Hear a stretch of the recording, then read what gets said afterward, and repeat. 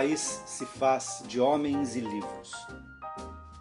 O autor dessa célebre frase é um dos escritores mais populares e importantes da literatura brasileira, especialmente da literatura infantil. A disponibilidade de parte de sua obra para os alunos da rede pública de ensino está sendo questionada por suposto conteúdo racista.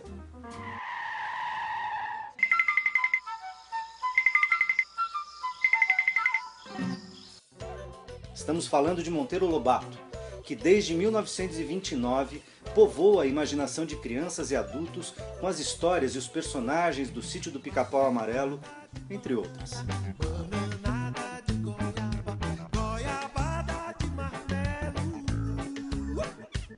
O pedido de suspensão da obra Caçadas de Pedrinho no Programa Nacional Biblioteca da Escola, que distribui milhões de livros às escolas públicas, veio do Instituto de Advocacia Racial e Ambiental, que desde 2010 debate e diverge do MEC sobre o assunto. Sem consenso, o caso foi parar no Supremo Tribunal Federal. Refletir sobre o que significa essa discussão e também sobre os papéis da literatura e de outras artes na história e na cultura dos povos é contribuir para a construção de uma sociedade mais tolerante e menos preconceituosa, não só em termos raciais, por um país melhor e mais justo. Não confunda ovelha abelhuda com abelha orelhuda. Sítio do Pica-Pau Amarelo.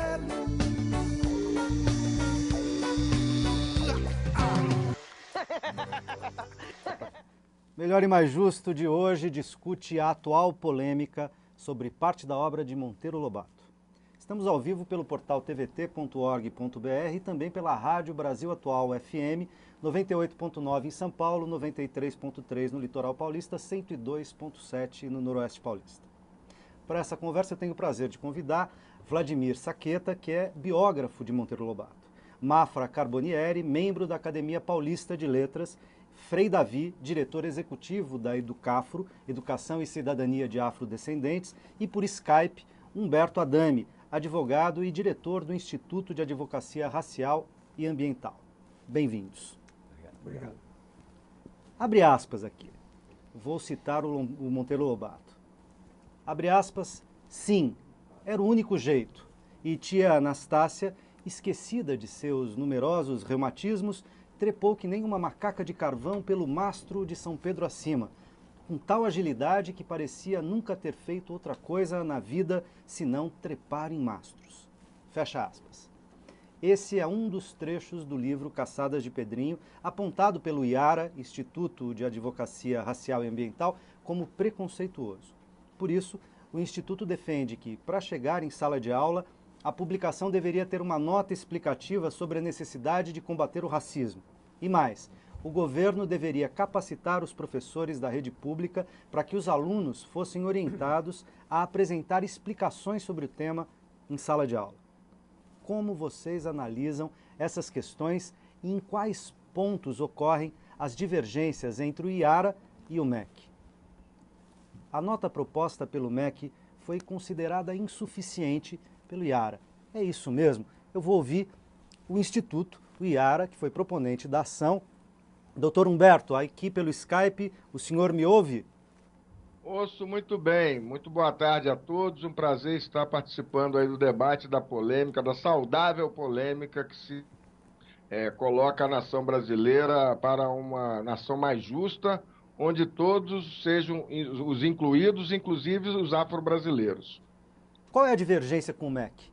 Afinal de contas, por que não houve uma conciliação e a matéria chegou ao Supremo Tribunal Federal?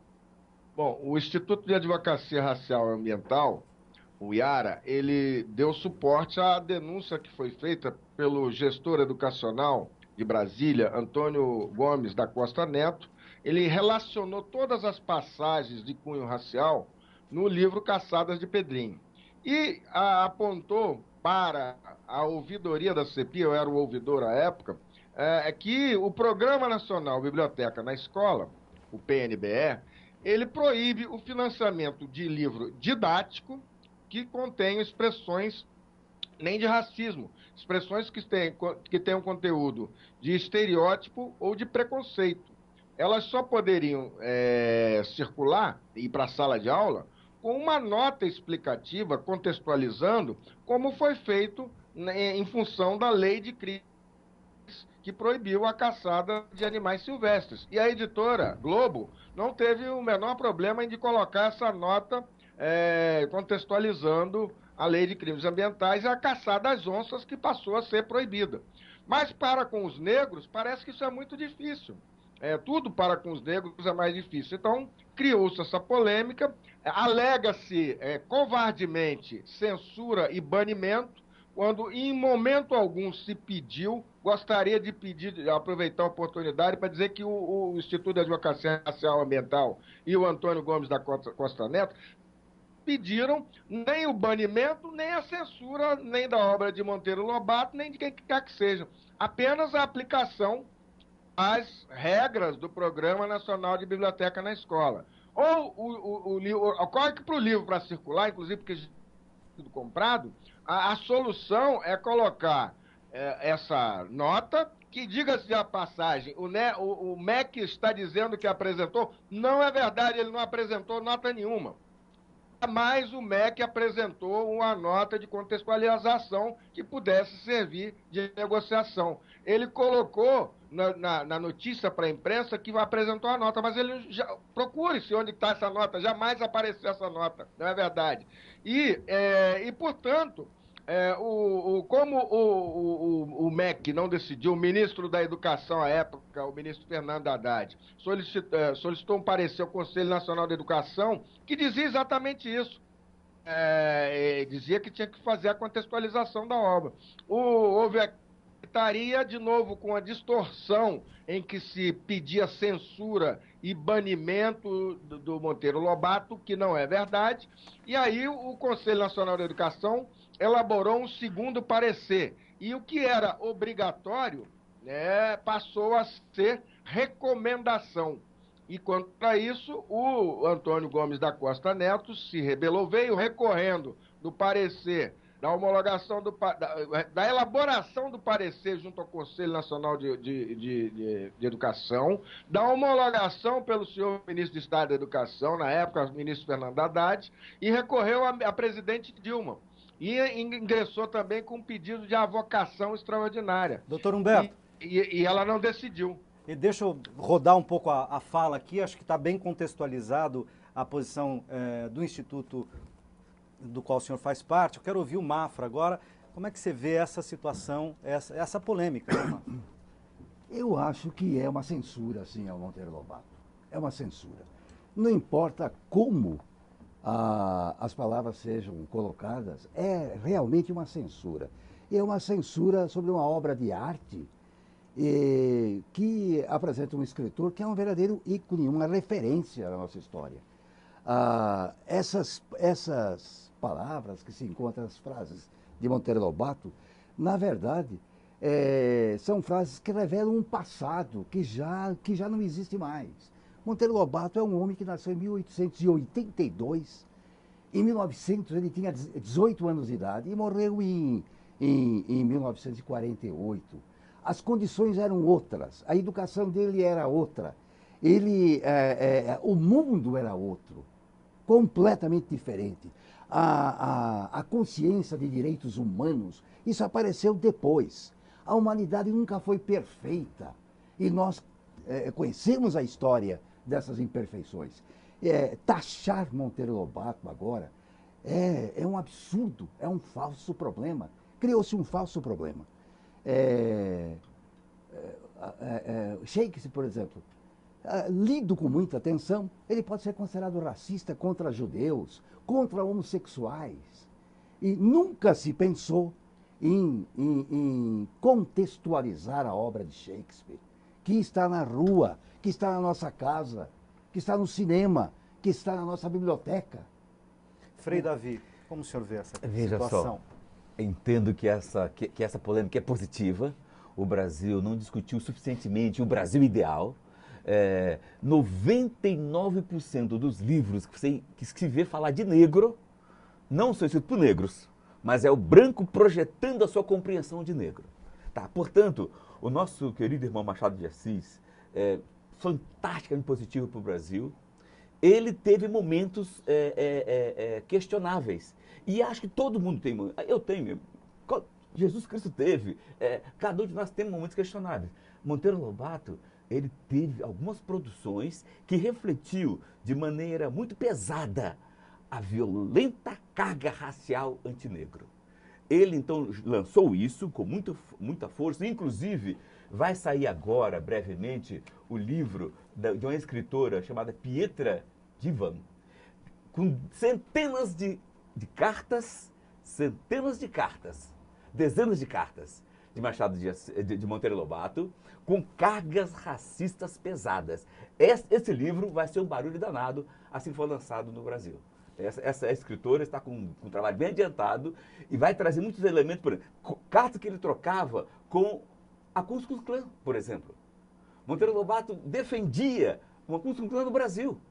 Tá. No entanto, o debate é fantástico. No entanto, o foco aqui não é tanto Monteiro Lobato.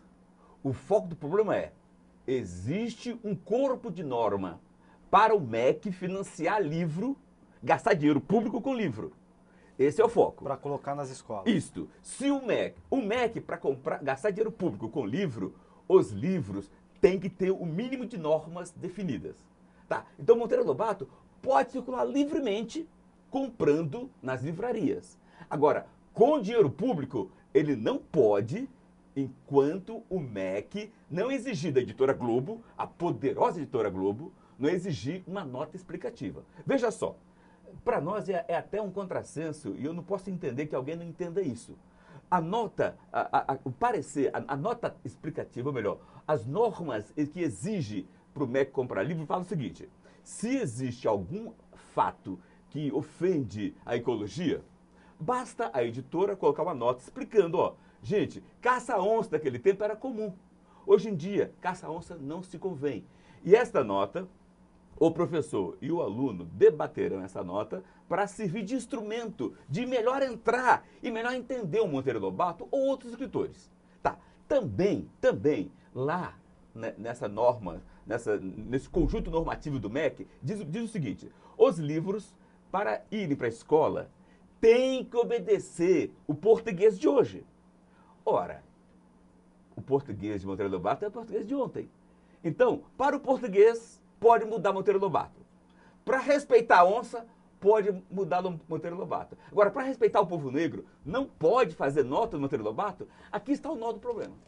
Vladimir, entra na conversa para que todos falem no primeiro bloco. Dois momentos. Eu me alinho com o Mafra nesse perfil que ele traça do Monteiro Lobato como um ícone da literatura brasileira, um clássico, tão clássico quanto Machado, que o Frei acaba de citar aqui.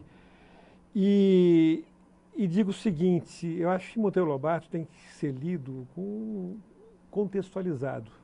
Essa obra é de 1933. Eu acho que a discussão se torna extemporânea na medida em que essa discussão coloca o filtro do politicamente correto do século XXI e esses parâmetros que eu acho, eu acho o racismo inadmissível. Vamos partir desse princípio. Não há que se pensar numa produção de qualquer coisa que atinja não só os negros, como qualquer raça, etnia, minoria, maioria, gênero, e aí vai. Isso não está em discussão aqui. Lobato tem que ser visto como um autor que nasceu 6 anos antes da abolição, né, e atravessou essa virada para o século XX e foi o autor brasileiro, provavelmente um dos mais populares até a sua morte em 48. E com cultura praticamente monárquica, ou então... Sim, sabe, né? Neto de um visconde, sabe, possaído do latifúndio, e um autor que foi revendo a sua obra ao longo da produção. Exemplo. E ele não era um autor, era um homem do seu tempo. Né? É um homem do seu tempo. A questão racial respondia a outros valores naquele momento, ou não? Sim, evidentemente. E se a Emília, desculpe, deixa eu só encerrar. Se a Emília é bocuda e mostra a língua e é desaforada com a tia Anastácia, ao mesmo tempo, na construção do personagem, a tia Anastácia é importantíssima, assim, Lobato a coloca como detentora da cultura popular e coloca no mesmo pé de igualdade com Dona Benta, tá certo? E as duas formam, naquele matriarcado do sítio do Pica-Pau Amarelo, figuras que se completam. E mais, Tia Anastácia é a própria mãe, entre aspas, é a criadora da Emília. Ela pega um retalho de saia velha e constrói aquela boneca que um dia passa a falar. E o que ela representa, essa boneca falante? A oportunidade de se dar voz e vez às crianças daquela época. Certo? Então, o que é o Lobato? O Lobato é um escritor, é uma vanguarda, ele sofre como vanguarda, ele é um escritor libertário, né, nessa projeção da Emília, que é chamada de alter ego do Lobato, ele está sendo libertador, tá certo? Então, essa história de que, sabe, o racismo em Lobato tem que ser discutido. As cartas, ele não trocou cartas com a Ku Klux Klan, não, desculpe, o senhor cometeu engano. A escritora cita isso. A escritora cita passagens do Lobato na troca de cartas com Renato Kell, da Sociedade Eugênica, quando se discutia eugenia, final da década de 10 do século passado e virado para a década E hoje discutir eugenia é uma barbaridade. Não, a eugenia depois foi apropriada pelo nazismo. Agora a gente vai dizer que Monteiro Lobato era nazista porque discutiu... Não isso, sabe, é uma discussão que ela se perde... Né, ela está deslocada no tempo. Ela está deslocada no tempo. Então, o ponto é esse, sabe? Essa discussão é extemporânea. Não se admite, não se admitirá jamais qualquer produção atual, tá certo? Que arranhe, né, que ataque, que crie preconceito, né, contra os negros, os afrodescendentes. Enfim, outros. Então, eu preciso fazer um rápido intervalo, porque o nosso tempo esgotou nesse bloco e a gente já volta, o debate está quente, você está vendo, não sai daí.